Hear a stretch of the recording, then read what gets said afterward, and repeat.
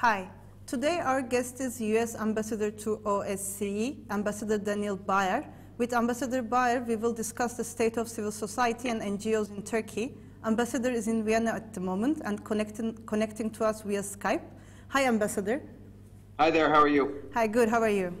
I'm very well, thanks. Okay, so I want to start by asking you, how do you think the response of the government to the coup attempt of July 15 has affected the state and functioning of civil society in Turkey? Well, obviously, as we've said a number of times at all levels of the U.S. government, we stand with our friend and ally Turkey in the government's attempts to respond to the attempted coup and to bring those responsible for justice. We understand how significant that event was. At the same time, we've encouraged our friend and ally to respond in a way that further enhances and reinforces the Turkish people's confidence in the democratic norms that govern their society, including the protection of freedom of association and freedom of expression. And so events like the events over the past weekend where 370 NGOs were shuttered, NGOs that work on issues like human rights, like allegations of torture, child rights, etc. Those kinds of events raise concerns, and we don't see them as in the interest of Turkey's long-term stability and strength. So these NGOs were shut down to their alleged links to terrorist organizations. What are your comments on these allegations about these organizations being linked to terrorist organizations? I think it's important that obviously in any criminal proceeding that the subjects of that criminal proceeding are afforded due process, and that those criminal proceedings proceed according to due process and the rule of law. And I think obviously the step of shutting down an organization is a very severe step, and we simply encourage that the government ensure that as these trials and criminal proceedings go forward, that the members of those organizations and the organizations themselves are afforded the protections of due process. Okay. Freedom of expression and independent media outlets are crucial for an active civil society and also for democracy. How do you think recent arrests of journalists will affect the functioning of civil society in Turkey?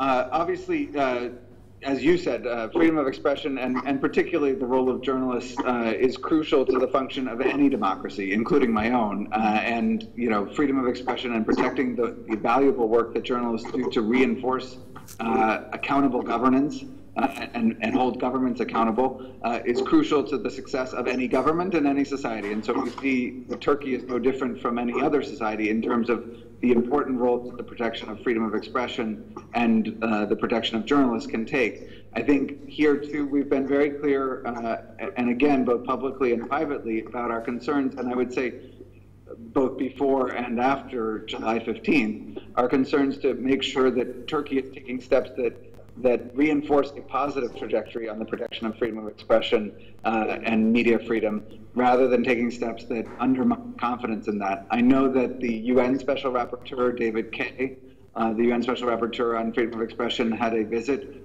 to Turkey this week. The invitation of the government, I think it's a great step that the government invited the UN Special Rapporteur to come, and he had meetings with a great number of people, both government and civil society. And I've seen the preliminary recommendations and analysis that he's put out, and I think it's important to engage with those recommendations and that analysis, because that can be a basis for moving forward in a way that reinforces popular confidence in the government's actions.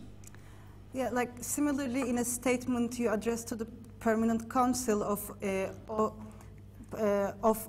OSCE, you invited Turkish government not to shake public confidence in democratic institutions and the rule of law. What are your comments on the state of rule of law in Turkey at the moment?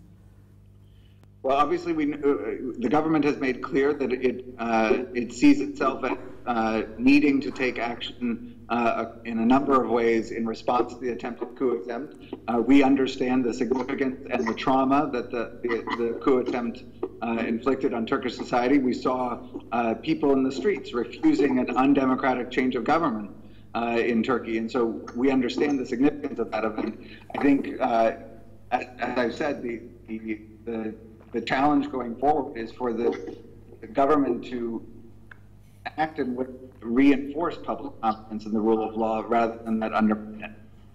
Okay, thank you very much, Ambassador Baer, for connecting to us and sharing your comments on the state of civil society in Turkey at the moment. Thank you very much. Thanks for having me, Zeynep. Thank you. So we spoke with Ambassador Daniel Baer, the U.S. ambassador to OSCE, and he shared his comments on the state of civil society and NGOs in Turkey. Thank you for listening to us.